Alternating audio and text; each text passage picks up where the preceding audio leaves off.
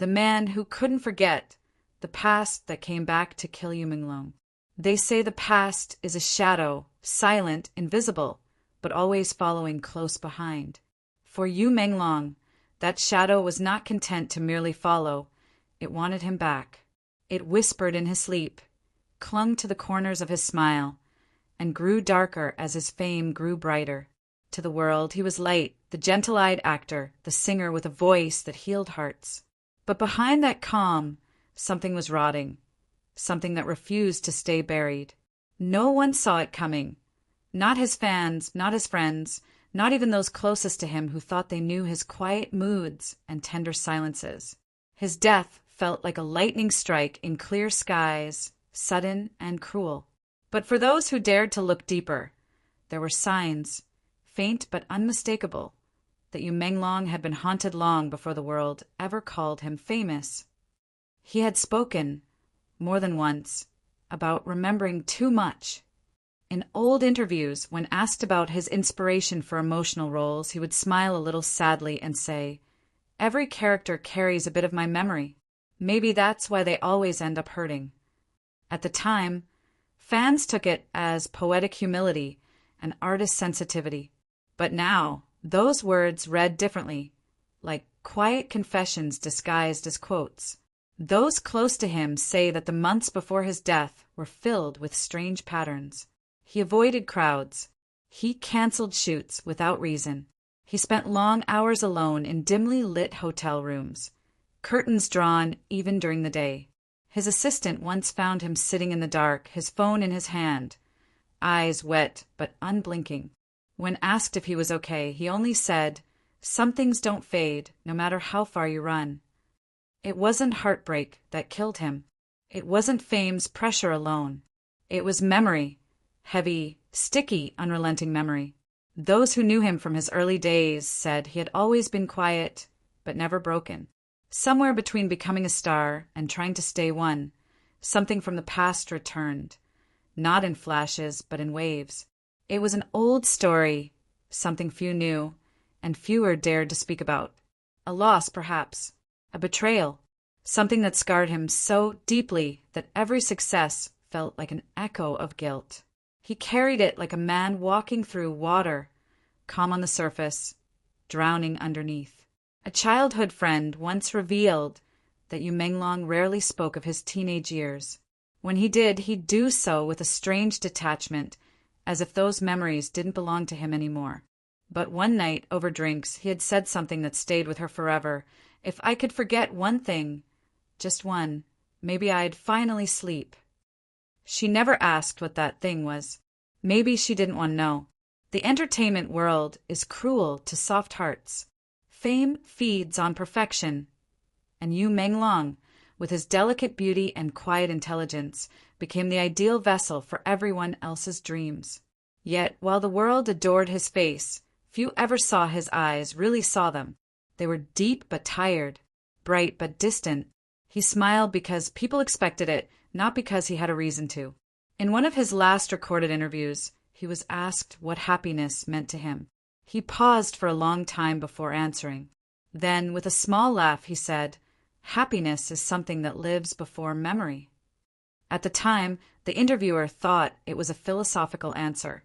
Now it feels like a cry.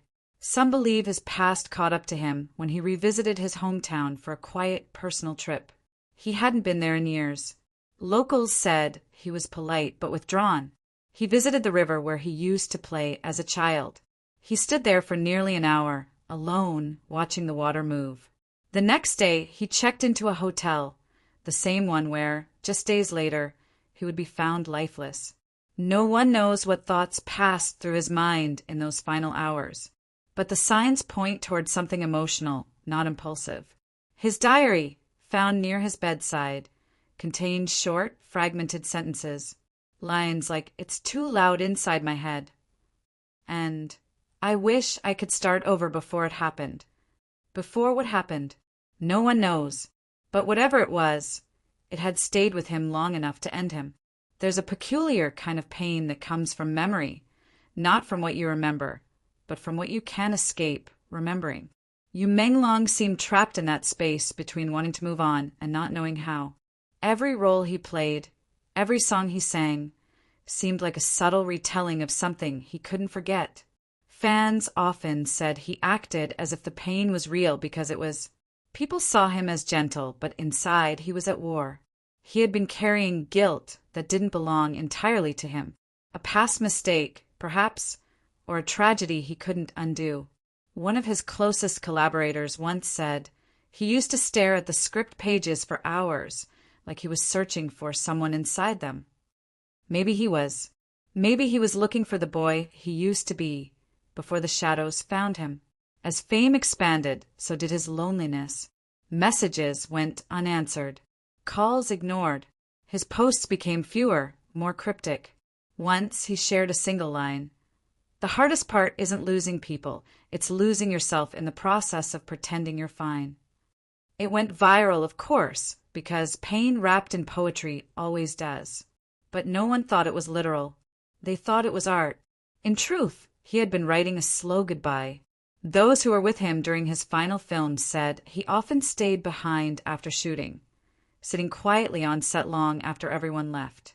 He'd walk around empty rooms, touching the props, almost like he was saying farewell to something only he could see.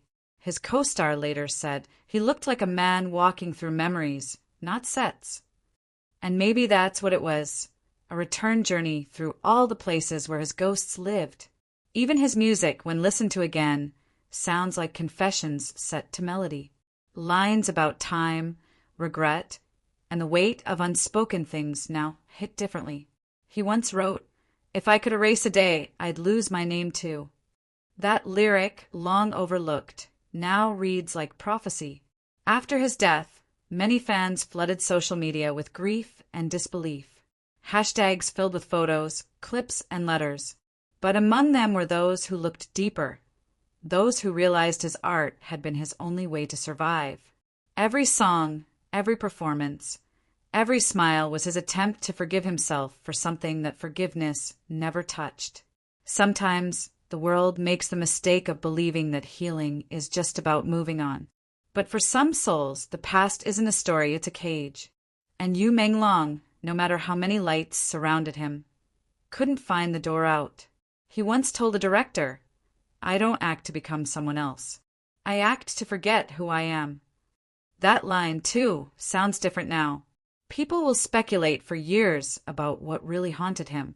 Was it loss? Was it guilt? Was it love that ended badly, or an old secret buried under fame? The truth may never be known, but one thing is certain. Whatever lived inside him was louder than applause, heavier than fame, and more real than anything he could show the world. His final days were marked by silence, not the peaceful kind, but the suffocating one that fills a room after too many tears. His last messages to friends were kind, almost reassuring. He told one person, "Don't worry, I'm just tired." But that word, tired, meant something far deeper than sleep. It meant he was tired of remembering. The night before Menglong's death was quiet, eerily so. The city outside his window pulsed with its usual rhythm. The hum of cars, the neon flicker of signs, the distant laughter of people living without the weight of memory. But inside his hotel room, everything was still. A single lamp glowed dimly, casting soft gold across his face. On the bedside table lay an old photograph, edges worn, color fading. No one knows who was in it, but his fingers had been resting on it when they found him, as if even in death he couldn't let go. He had checked in alone, under a different name, something he'd done before whenever he needed to disappear for a while. The front desk clerk said he smiled faintly, polite but distant, the way people do when they're already somewhere else in their mind. His luggage was light, just one suitcase, a notebook, and a camera. He had told the staff he was taking photos for memories. The irony in hindsight feels cruel. In those last 48 hours, witnesses described seeing him walking along the riverbank, head down, his mask pulled tight. It was the same river from his hometown, the one that had witnessed both his childhood laughter and, some say, his earliest heartbreak. He stood there for nearly an hour, unmoving, staring into the reflection of the water as if waiting for someone to rise from it. Later that night, his phone history showed he had played one song on repeat, an old ballad about time, forgiveness, and loss. Over and over again, the same lines echoed through the quiet room. If I could go back, I'd hold the moment before it broke. No one can say what moment broke Yu Menglong, but those who loved him knew he carried something heavy long before fame found him. A producer who worked with him years ago once said, "There's a scene where his character breaks down after remembering something tragic. We didn't even roll cameras yet, but he was already crying. Real tears. He said he didn't know why." That scene was kept in the final cut, raw, trembling, unforgettable, and now it feels like a piece of his truth accidentally captured on film. In private, Yu Menglong was known to avoid mirrors at night. His assistant once joked about it, but he only smiled and said softly, "Sometimes reflections show too much." He wasn't afraid of what he saw physically. He was afraid of who stared back at him, that version of himself that still remembered. The boy from before, the one who had seen something, lost something, or done something that refused to fade. Rumors swirl, of course.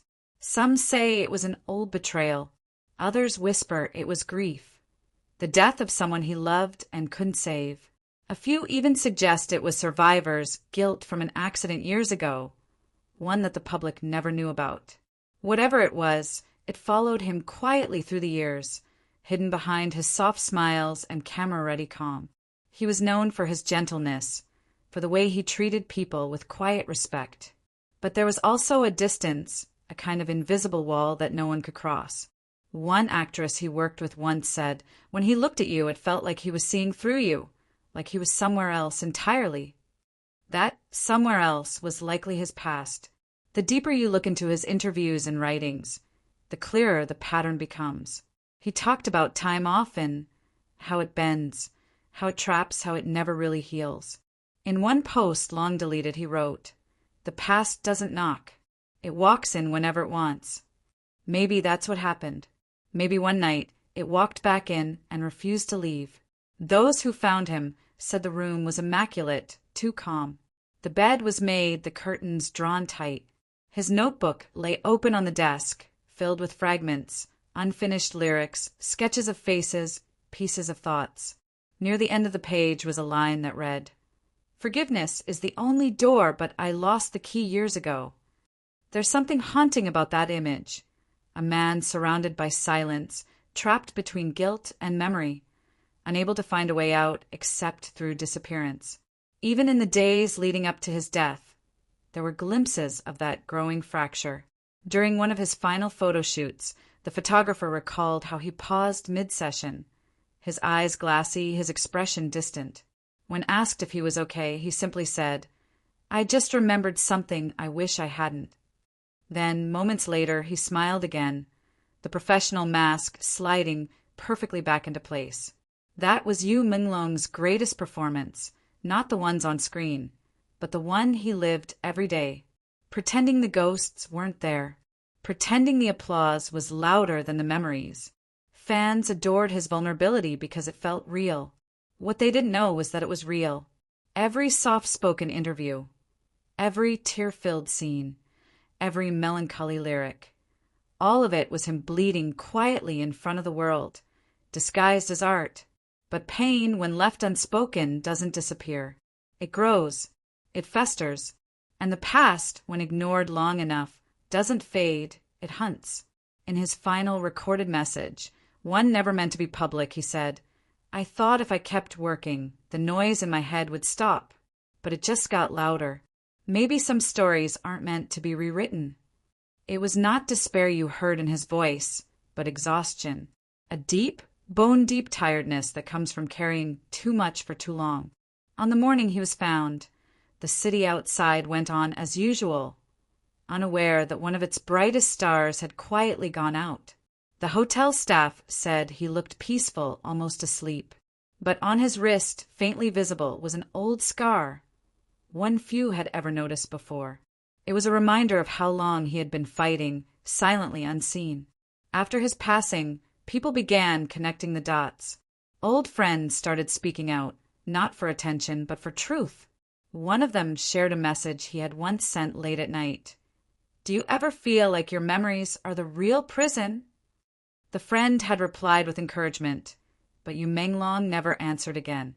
It's easy, after someone is gone, to romanticize their pain, to turn it into poetry or mystery. But the tragedy of Menglong isn't that he died. It's that he lived for so long pretending to be fine when he wasn't. He was the embodiment of beauty and sorrow intertwined.